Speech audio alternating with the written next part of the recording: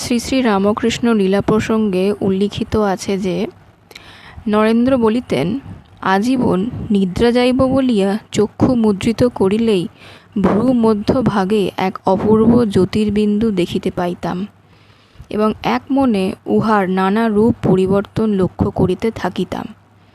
উহা দেখিবার সুবিধা হইবে বলিয়া লোকে যেভাবে ভূমিতে মস্তক স্পর্শ করিয়া প্রণাম করে, আমি সেইভাবে শয্যায় শয়ন করিতাম। ওই অপূর্ব বিন্দু নানা বর্ণে পরিবর্তিত ও বর্ধিত হইয়া ক্রমে বিম্বাকারে পরিণত হইত এবং পরিশেষে ফাটিয়া যাইয়া আপাদমস্তক শুভ্র তরল জ্যোতিতে আবৃত করিয়া ফেলিত।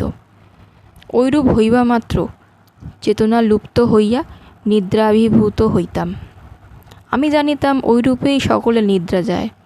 বহুকাল পর্যন্ত ঐরূপ ধারণা ছিল।